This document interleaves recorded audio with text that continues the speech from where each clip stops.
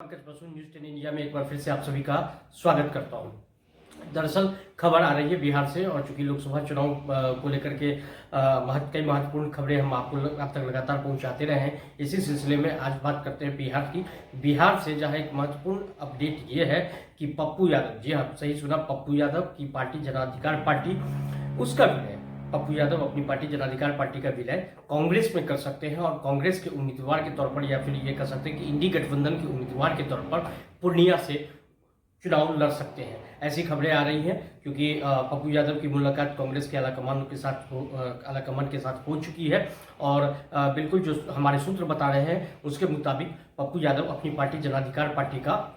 Congress party में विलय कर सकते हैं। मैं आपको इसलिए बताऊं क्योंकि पप्पू यादव में भी पूर्णिया से सांसद रह चुके हैं, और इसके साथ ही एक बात जो महत्वपूर्ण है कि उनकी पत्नी रंजीता रंजन जो है वो कांग्रेस पार्टी से राज्यसभा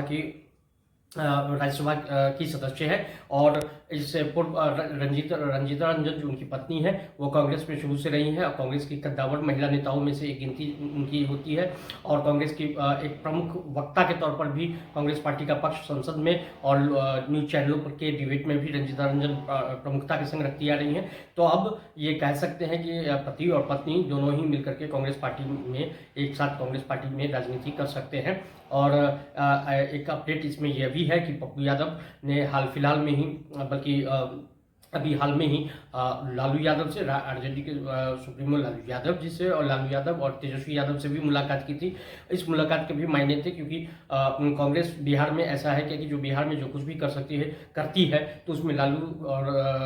राजद की सहमति होना बहुत जरूरी है, और बगैर लालू के आशीर्वाद के कांग्रेस के भी उसको हरी झंडी नहीं मिल सकती है, कांग्रेस की तरफ से भी हरी झंडी नहीं मिल सकती है। तो इसलिए लालू की बहुत महत्वपूर्ण भूमिका होती है, लालू यादव तेजस्वी यादव राजद की एक महत्वपूर्ण भूमिका होती है, और चूंकि आपस में वो बड़े अलायंस है, मजबूत अलायंस है, और कई सालों से उनका ये गठबंधन बिहार में चलता आ रहा है। तो इस तरीके से कह सकते हैं कि जो उनका आशीर्वाद ऑलरेडी मिल चुका है, और पप्पू यादव की पार्टी जन अधिकार पार्टी,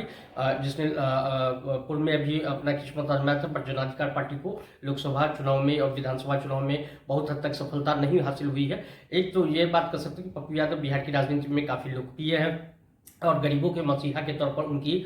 छवि रही है, और सोशल मीडिया पर भी वो हमेशा लगातार जो है खुद को अपडेट बना करके रखते हैं, और जहाँ कहीं भी मुसीबत में फंसे हुए किसी की उसकी मदद करने में पप्पू यादव तत्पर रहते हैं। तो इस तरह से उनकी एक जो छवि है, रॉबिनहुड की छवि है बिहार में। और पूर्णिया से पिछला चुनाव उन्होंने मधेपुरा से लड़ा था, लेकिन मधेपुरा में उनको हार का सामना करना पड़ा। तो अब एक बार फिर से जो है पप्पू यादव इंडी गठबंधन के तौर पर, आप कह सकते हैं कांग्रेस पार्टी के उम्मीदवार के तौर पर जो है बिहार की में फिर से लोकसभा चुनाव लड़ सकते हैं पूर्णिया से। उनका जहाँ की पिछले एक आध साल से पूर्णिया में लगातार कैंपेन करते आ रहे हैं, और हर घर पूर्णिया तक पहुंचने का उनका ये रहा है कि पूर्णिया में हर घर तक वो अपना दस्तक दे सके, और लगातार पिछले 6 महीने साल भर से वो पूर्णिया में मेहनत करते आ रहे हैं। तो कहीं ना कहीं ये कहा जा सकता है कि कांग्रेस पार्टी के उम्मीदवार के तौर पर जो है पप्पू यादव पूर्णिया से किस्मत आजमा सकते हैं, भाग्य आजमा सकते हैं। और